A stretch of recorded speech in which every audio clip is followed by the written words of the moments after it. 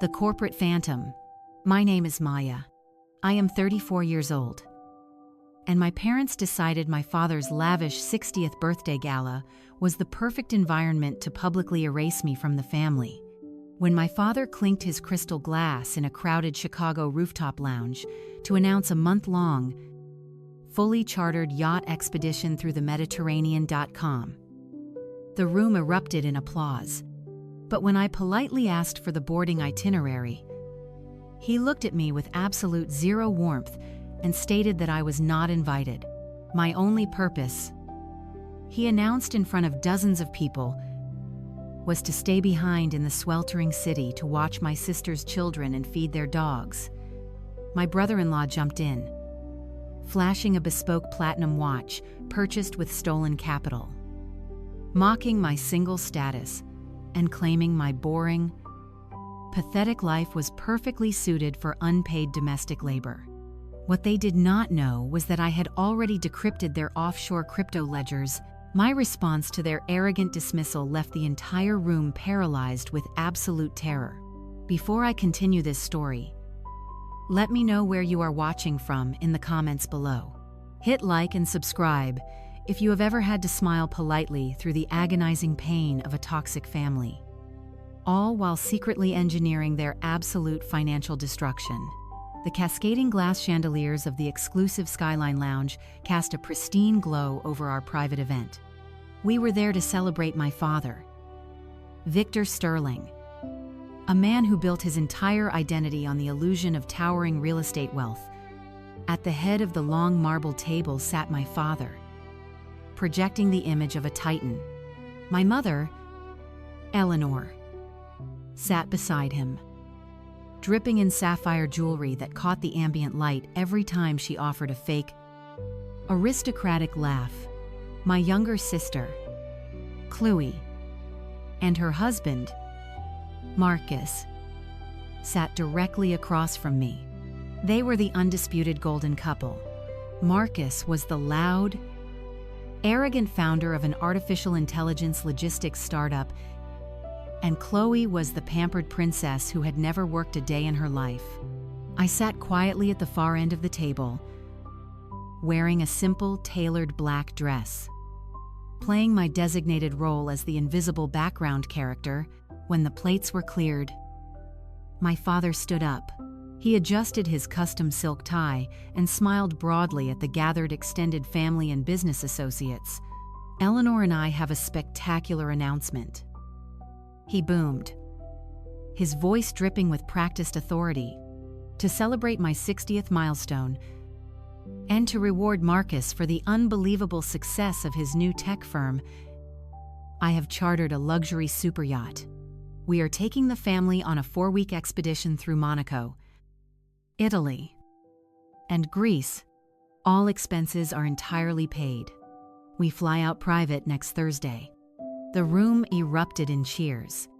Chloe squealed with joy, leaning over to kiss Marcus aggressively. My aunts and uncles raised their glasses, praising my father for his unmatched generosity. I felt a genuine, albeit naive, smile spread across my face. I pulled out my phone, opening my calendar app. That sounds absolutely incredible. Dad, I said, my voice carrying over the fading applause. What time does our flight depart on Thursday? I just need to coordinate with my team so I can clear my desk before we leave. The warm, celebratory atmosphere evaporated in a fraction of a second. The smiles on my parents' faces hardened into masks of cold irritation. My father slowly lowered his glass, placing it onto the table with a heavy thud. He stared down the length of the marble table at me, his eyes entirely devoid of parental affection. The silence stretched out, thick and suffocating. You do not need the flight itinerary, Maya, my father said, his voice dropping to a harsh, flat tone that echoed off the glass walls. Because you are not coming with us. I froze, my thumb hovering over my glowing screen. What do you mean I am not coming? I asked, confusion battling the sudden, Sharp sting of public rejection. You just said the entire family. I meant the family that actually contributes to our legacy. My father replied coldly, not bothering to lower his voice for the guests. We need to celebrate people who are actually moving forward in life. You can stay behind and manage Chloe's kids and the estate. Someone reliable needs to handle the domestic chores while the adults enjoy a real reward. Before I could even process the sheer, unadulterated cruelty of his words, my brother-in-law twisted the knife. Marcus leaned forward. Resting his elbows on the table, he smirked at me deliberately. Adjusting the heavy platinum timepiece on his wrist, "Come on, Maya," Marcus mocked, his deep voice dripping with suffocating condescension.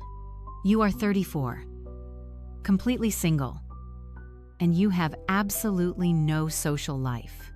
You have plenty of free time to watch our twins. Chloe and I need a real vacation away from your depressing, quiet energy. Just be a good aunt and do your job." "Exactly," Chloe chimed in, tossing her perfectly styled blonde hair over her shoulder. "Besides, you would just bring down the aesthetic in Monaco anyway. You do not exactly fit the yachting profile." I looked around the table. Not a single aunt, uncle, or family friend spoke up to defend me. My mother took a delicate sip of her cocktail, looking entirely bored by my presence. They expected me to shrink down in my chair, apologize for overstepping, and gracefully accept my role as the unpaid family servant. But they had absolutely no idea who they were dealing with anymore. They saw a lonely, boring tech worker. They had no idea I was a senior forensic data architect, and I had spent the last week actively tracing their unsecured digital footprints. I knew exactly whose stolen capital bought Marcus his platinum watch. I took a slow, deliberate breath. I picked up my sparkling water, the glass cool against my fingertips, and took a leisurely sip. I looked directly into Marcus's eyes, then shifted my gaze to my father, and finally to my mother. I let a calm, ice-cold smile spread across my face. "Of course," I said, my voice smooth, betraying zero emotion. "I will happily stay behind." The errand. The morning sun had barely crested the Chicago skyline when the aggressive pounding on my apartment door began. I opened the heavy wooden door to find my mother standing in the hallway. Eleanor wore a pristine designer trench coat and a scowl that deepened when she saw my practical sweatpants. Without a word of greeting, she threw a heavy electronic key fob at my chest. I caught it on pure reflex. "You need to head over to the penthouse right now," she demanded, pushing past me to inspect my modest living room.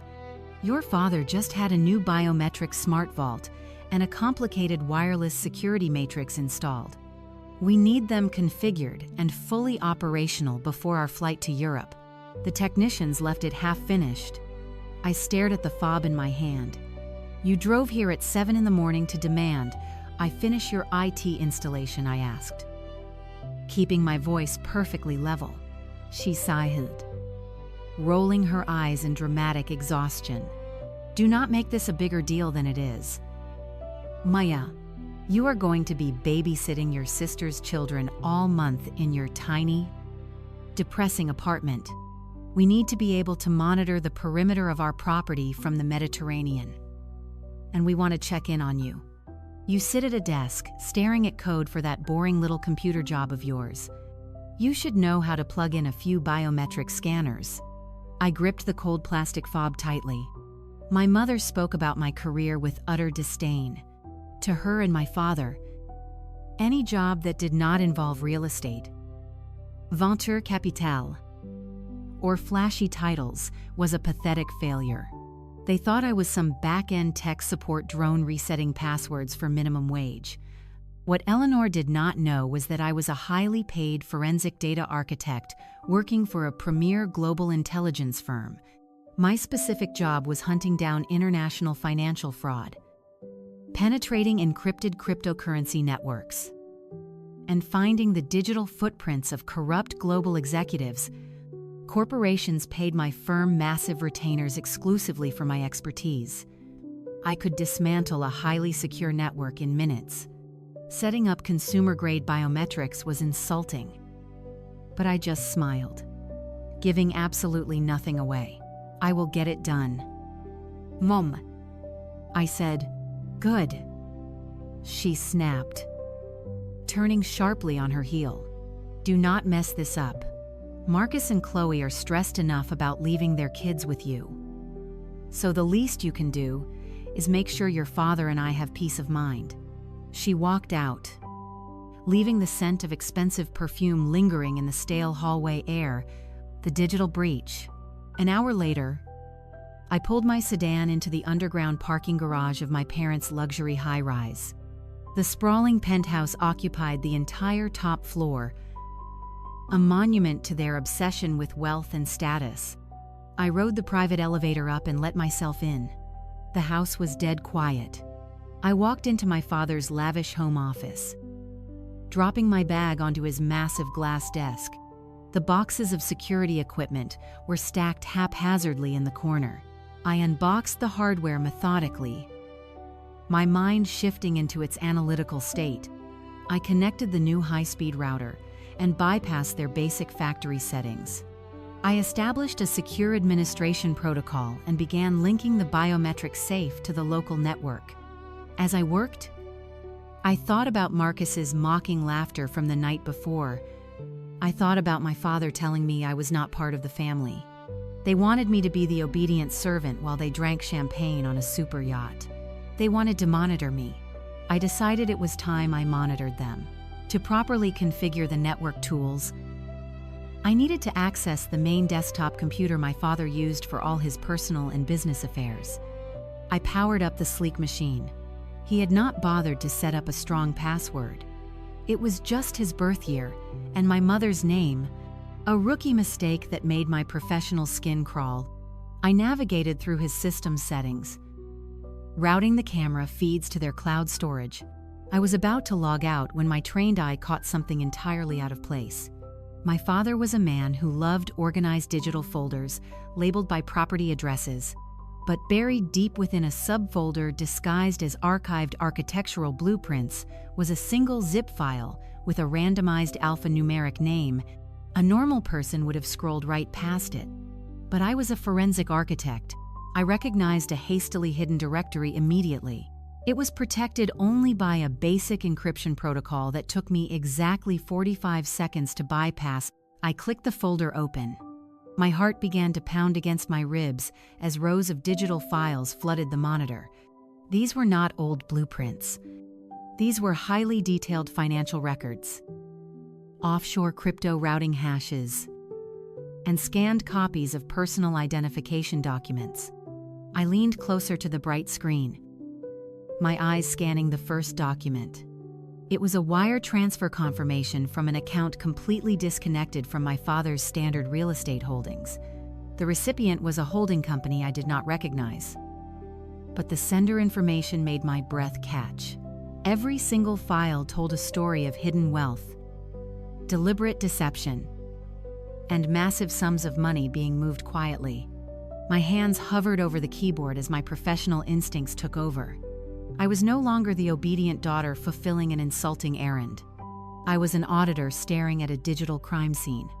The sheer volume of hidden data was staggering. And the deeper I dug, the darker the secrets became. I opened a final subfolder. Clicking on a high-resolution scan of a legal document, I stared at the signature at the bottom, feeling the air vanish from the room.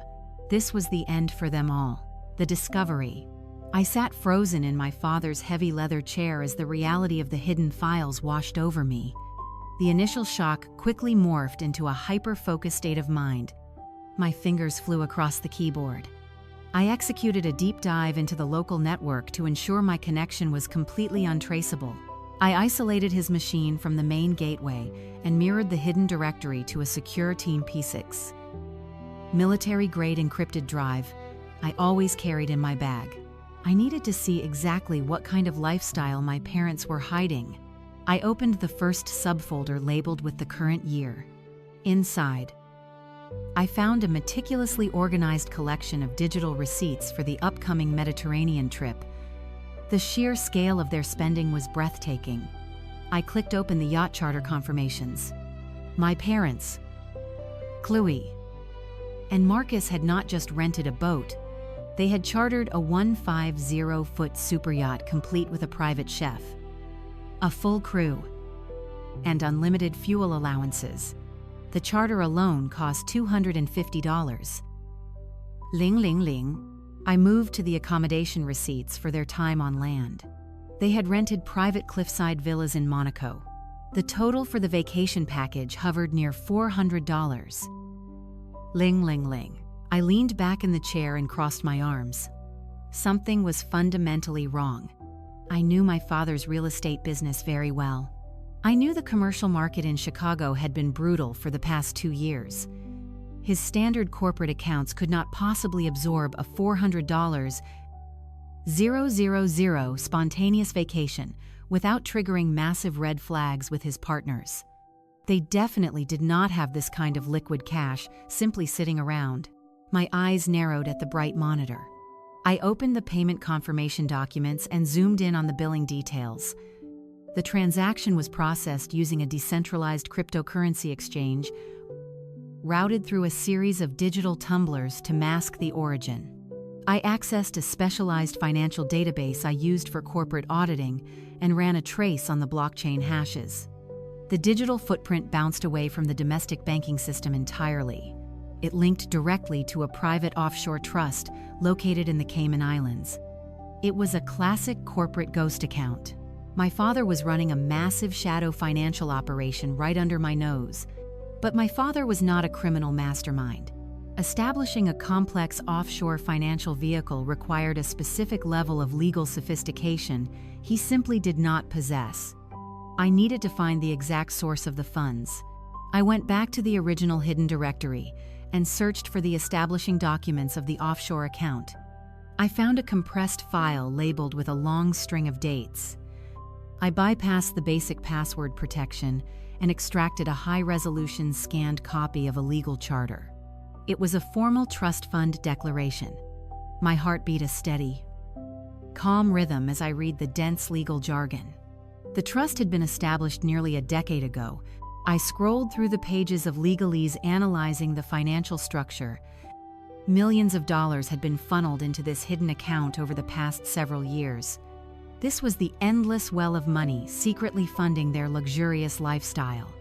This was exactly how Marcus afforded his bespoke suits, and how Chloe drove brand new luxury SUVs while contributing absolutely nothing to society.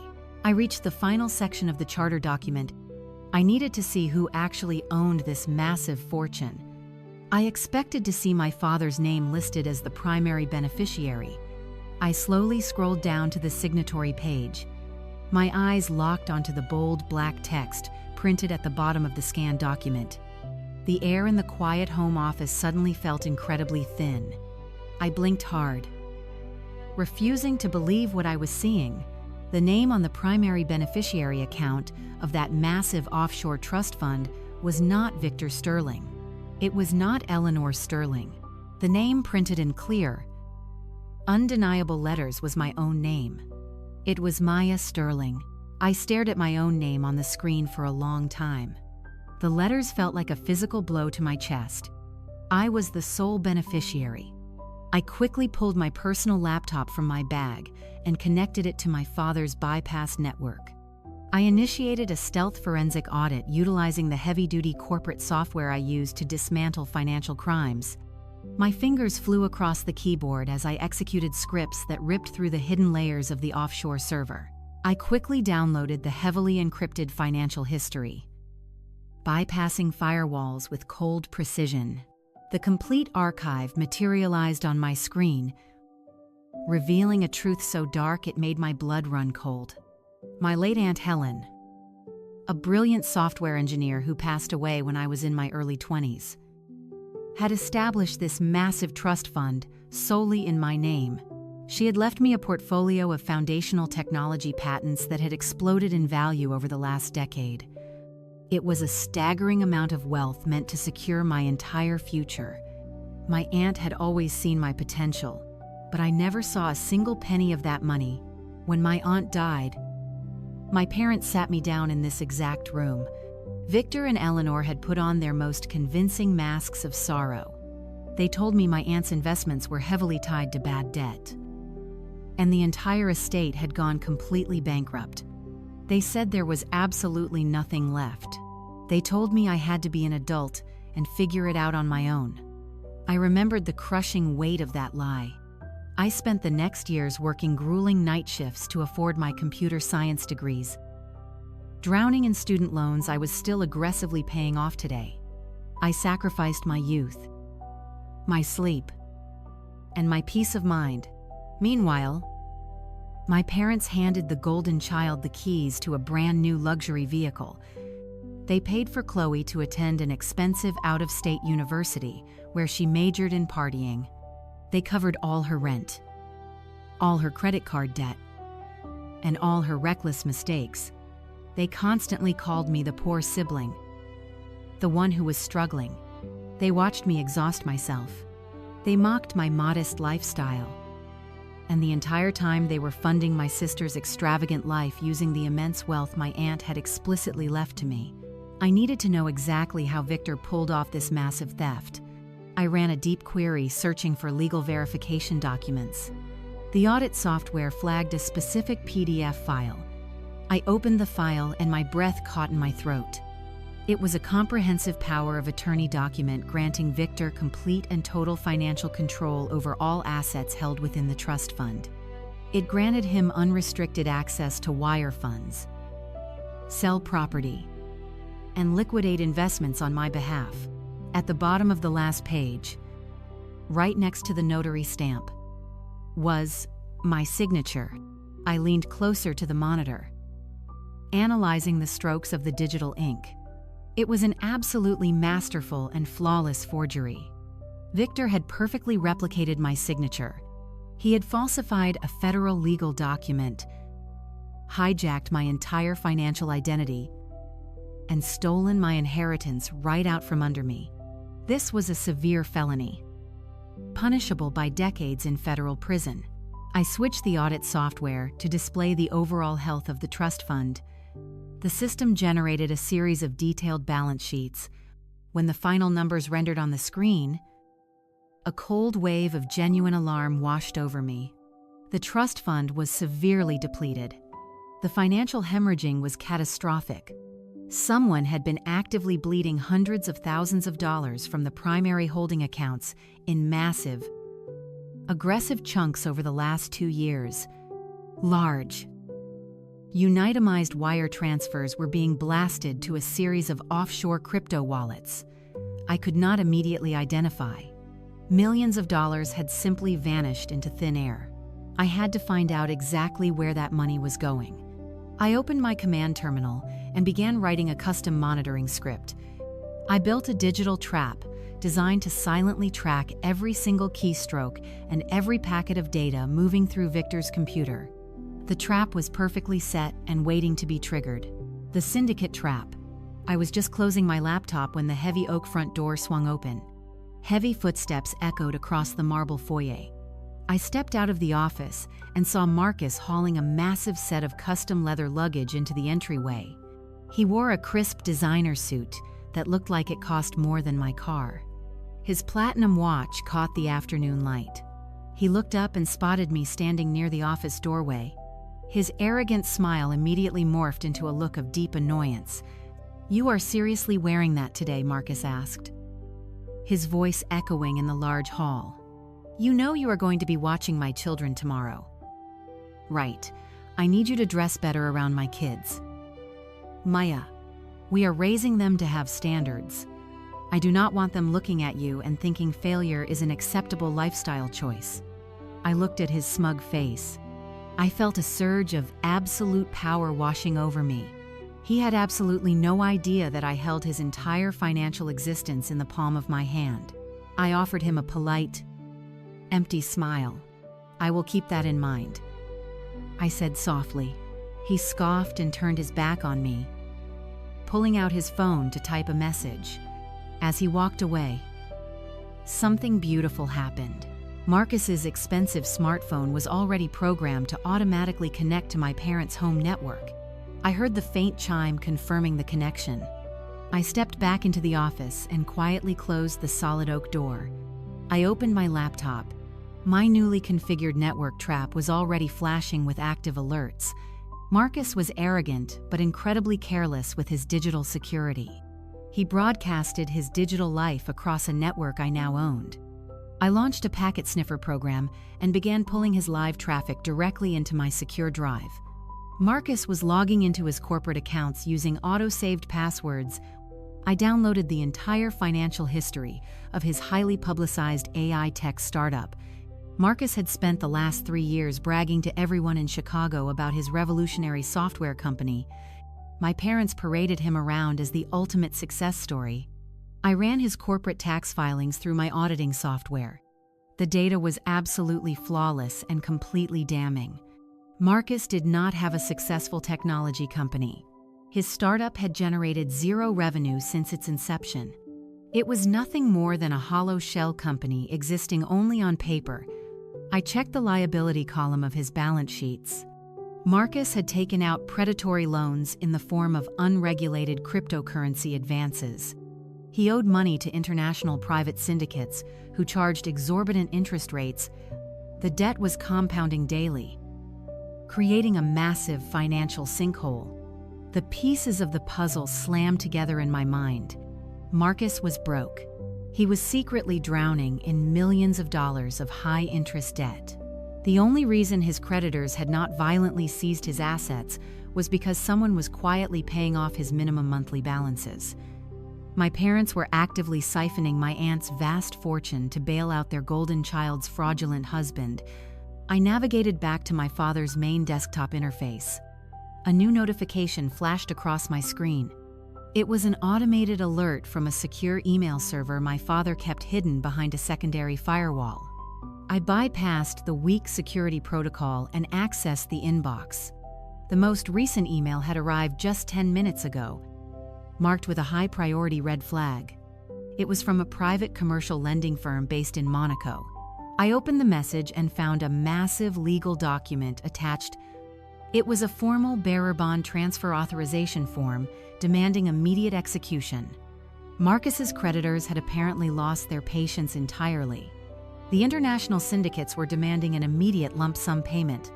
If the payment was not received by the end of the business week, they would initiate hostile asset seizures and pursue criminal fraud charges against Marcus.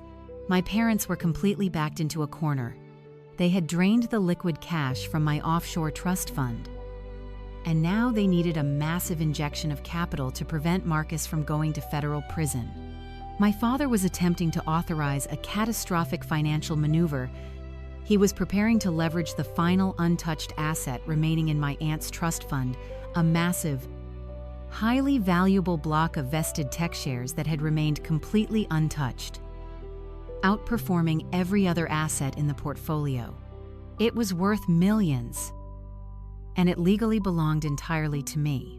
My father was using his forged power of attorney to offer my shares as collateral. The Monaco financier had agreed to provide the immediate cash, but the terms required wet signatures on the physical documents. He required my father to present the original power of attorney and sign the authorization in his office in Monaco. Once the ink dried on those pages, the bearer bonds would be instantly released to Marcus's creditors, and the catastrophic loss would permanently attach to my name. The grand announcement at the birthday gala was nothing but a massive, elaborate smokescreen. My parents were not flying the entire family to Europe just to celebrate a birthday. They were flying across the Atlantic Ocean because the shadow financier demanded a face-to-face meeting to finalize the high-risk transaction. They thought they had orchestrated the perfect crime. They believed they were about to secure their freedom by sacrificing my life.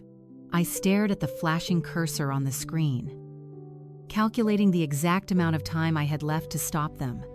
Their flight departed in exactly 72 hours. I copied the entire email thread directly to my secure encrypted drive. I gathered the digital evidence meticulously, creating an undeniable trail of premeditated financial crimes. Every file I secured was another nail in their collective coffin. I was no longer just the scapegoat daughter. I was the architect of their impending destruction. The legal strike. I drove straight from the penthouse to a highly secure corporate parking garage downtown. I pulled out a secondary encrypted mobile phone. I needed someone who could move with aggressive Tiemann-aided, devastating speed. I dialed a specific number. The line connected, and the sharp voice of Julian Vance answered. He was a ruthless corporate asset recovery attorney who specialized in freezing illegal offshore assets without warning. "I have a massive case for you," I said. "Multiple felonies, including wire fraud, forged power of attorney, and offshore tax evasion involving millions of dollars. I need an emergency federal injunction, and I need it executed within exactly 48 hours. I am coming directly to your private office right now," I replied. Ending the call, I took the private elevator straight to Julian's penthouse office. He was already waiting for me. I slid the metallic flash drive across the polished stone surface. He picked up the device and plugged it into a heavily secured standalone terminal. I watched his eyes track across the monitors as the hidden directory decoded itself. Julian opened the high-resolution scan of the forged signature and placed it side by side with a legitimate sample of my handwriting. "It is a confident forgery," Julian noted, "but it is still a forgery. And the metadata attached to the original upload directly matches your father's personal internet protocol address. We have absolute digital proof that Victor generated and submitted this fraudulent document." He cross-referenced the massive outgoing crypto transfers with the incoming deposits hitting Marcus's corporate accounts. "Your brother-in-law is drowning in toxic debt, and your parents are liquidating your legacy just to keep him afloat. This is an incredibly reckless conspiracy. Open the Monaco correspondence," I said. Julian clicked the file, his eyes rapidly scanning the urgent emails between my father and the private lender. "They are trying to liquidate your pristine tech shares," Julian summarized, his voice sharp with professional outrage. "If they sign this collateral agreement, your last remaining asset will be frozen by a syndicate. They are flying out in less than 3 days to execute the final signatures in person." "Can we stop the transaction before they land in Europe?" I asked. "I want the entire operation dismantled." Julian leaned back in his chair, a dangerous, predatory smile slowly spreading across his face. "We are not just going to stop the transaction, Maya. We are going to sever their entire financial existence. We file an emergency ex parte motion for a federal injunction. Any federal judge will instantly grant a temporary restraining order, freezing all associated accounts." "When do we execute the strike?" I asked. "The key to an ex parte injunction is the element of absolute surprise," Julian explained.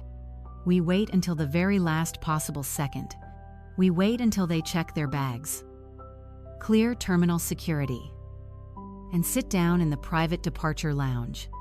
We let them believe they have won. We execute the injunction at the exact moment they try to leave the state." The departure, the morning of August 1, 2026, arrived with a heavy blanket of humidity settling over Chicago. The federal judge had reviewed our ex parte motion the previous afternoon and found our digital evidence completely irrefutable. The emergency injunction was signed, sealed, and waiting in a secure holding pattern. It was a digital guillotine hanging directly over my family's stolen wealth. I stood in the small kitchen of my modest apartment, brewing a strong pot of coffee. At precisely 8 a.m, the aggressive roar of a high-performance engine shattered the quiet peace of my neighborhood. I watched Marcus pull his sleek imported supercar into my narrow driveway. Marcus stepped out of the driver's seat, Chloe emerged from the passenger side, wearing pristine designer travel wear. They opened the rear doors and pulled out their twin boys, handing them small designer backpacks.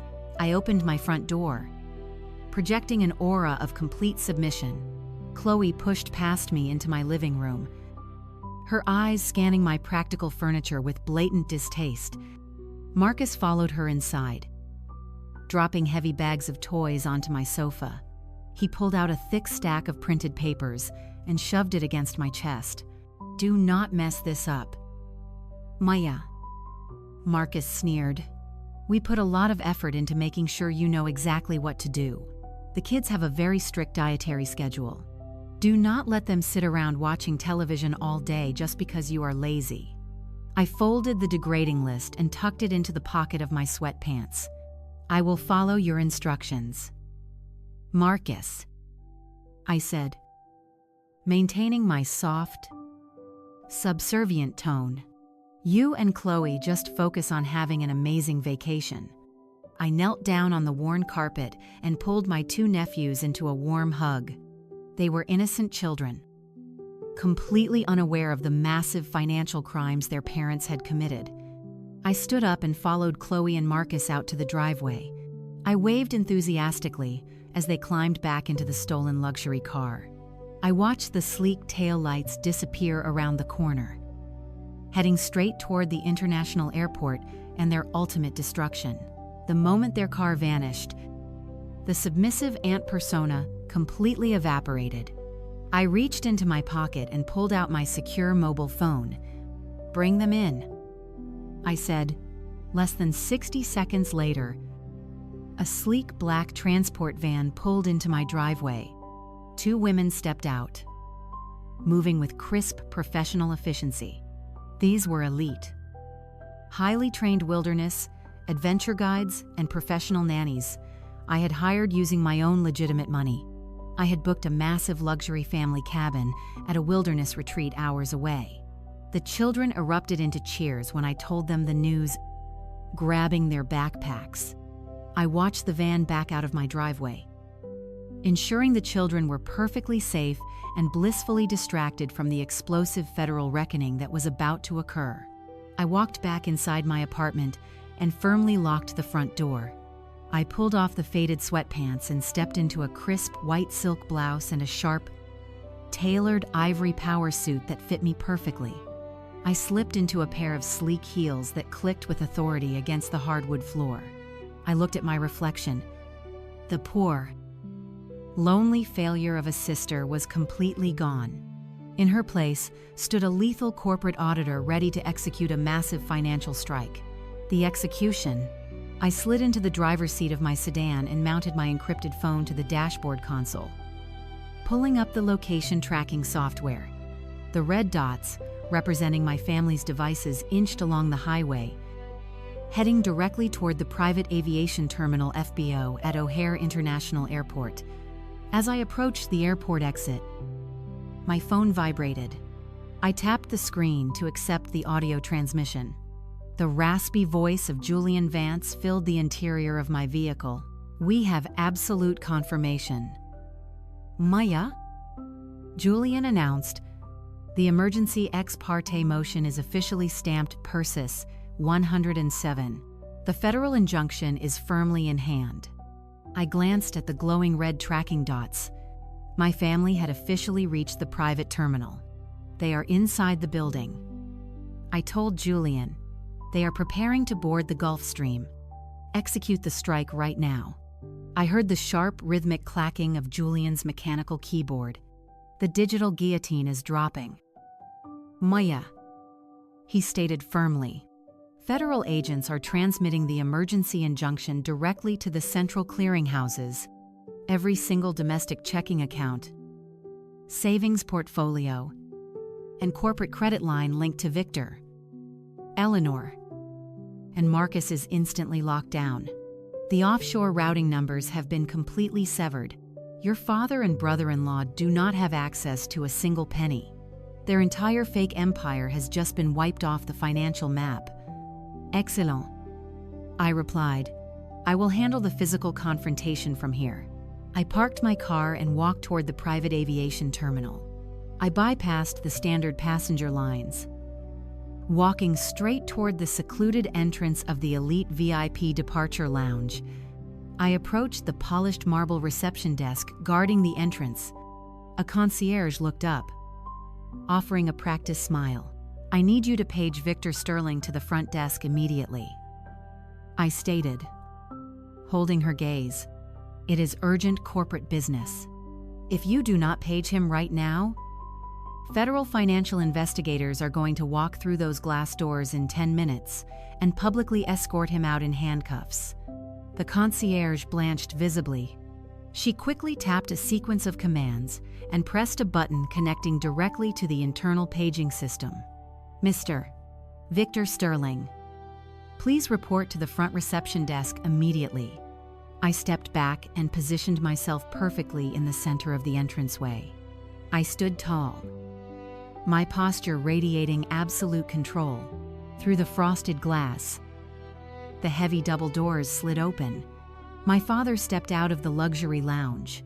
He looked incredibly annoyed by the sudden interruption. He was expecting to bark a few harsh orders and return to his luxurious seat. Instead, he walked straight into me. Victor stopped dead in his tracks. His eyes widened as they took in my appearance. He stared at my expensive tailored suit and polished heels. He looked at my face, searching for the submissive girl he had ordered to scrub baseboards just 2 hours ago. He found absolutely nothing but cold, calculating power staring back at him. "Maya," he breathed, his voice barely a whisper. "What are you doing here? Where are Chloe's children?" I did not blink.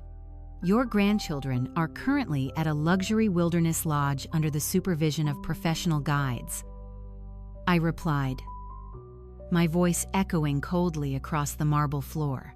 "And I am here, Victor, because your flight to Monaco has officially been canceled." My father opened his mouth to speak, but no sound came out. The frosted glass doors slid open again. My mother marched through the entryway, with Marcus and Chloe close on her heels. "What in the world are you doing here?" Eleanor demanded, her voice shrill. Marcus pushed past my parents, his face twisted with aggressive rage. "Who is watching my kids?" Marcus yelled, pointing a threatening finger directly at my face. "Your children are perfectly safe." "Marcus," I replied, my voice steady. "I paid for their care using my own legitimate money because, unlike you, I do not steal to fund my lifestyle." "What are you talking about?" Marcus scoffed.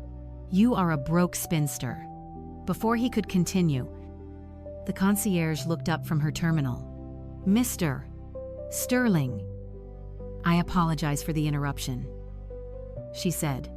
"However, the credit card on file for your private charter has just been flagged for severe fraud. It has been declined by the issuing bank. The error code indicates a federal freeze."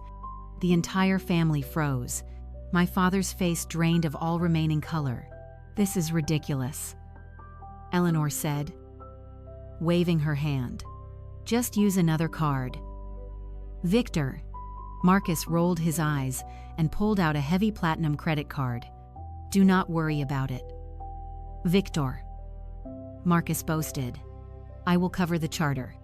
Swipe it." The concierge ran the metal card through the reader. A red error message illuminated her monitor. "I am sorry, sir.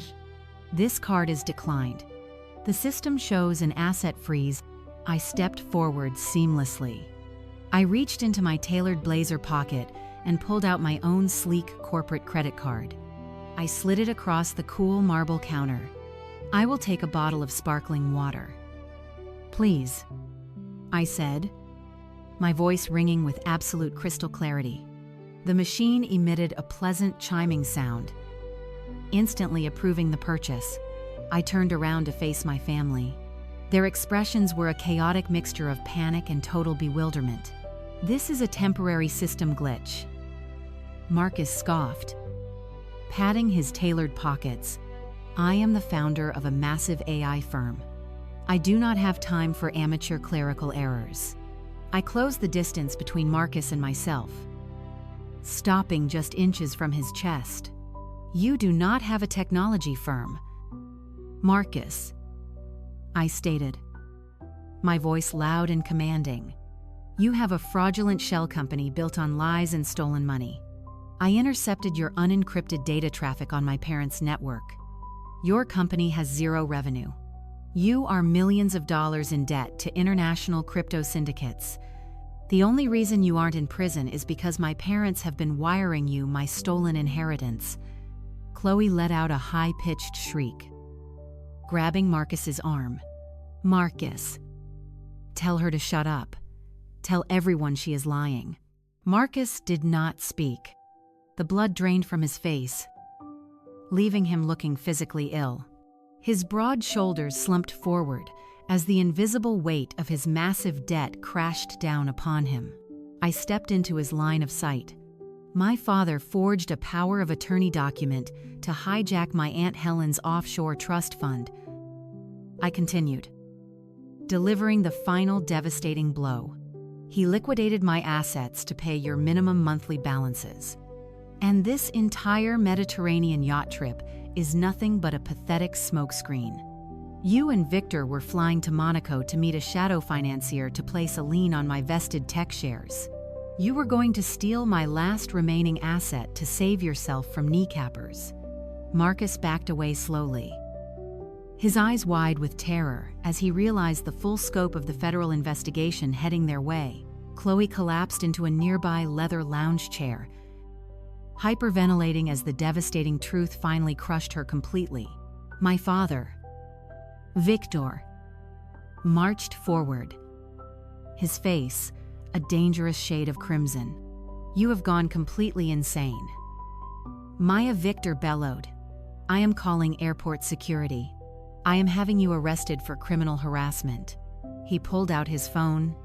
I threw my head back and laughed. It was a cold, echoing sound. Call them. Victor, I said, my voice ringing with absolute unwavering confidence. In fact, tell them to contact federal law enforcement. The FBI will want to speak with you anyway. I unlatched the heavy brass clasps of my leather briefcase. I pulled out the thick stack of federal court documents Julian Vance had meticulously prepared.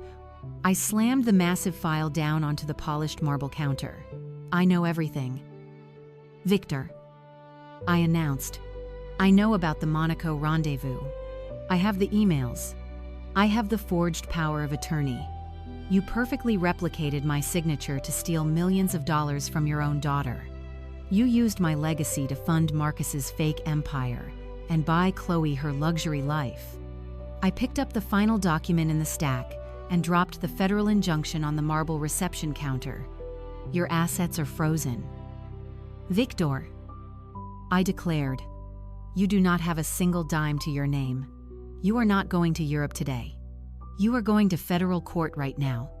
The heavy silence that followed my declaration was absolute. The suffocating arrogance that defined my family evaporated into the sterile airport air. My mother, Eleanor, dropped to the polished marble floor. She crawled forward, staining her designer coat against the stone, and grabbed the fabric of my tailored pant leg. We are family. Maya Eleanor sobbed hysterically. We did what we had to do to protect your sister. You cannot send your father to prison. I looked down at the woman who had spent 34 years making me feel like an unwanted burden. She was begging for mercy while admitting she sacrificed my future just to shield her golden child. I calmly pulled my leg away from my mother's desperate grasp.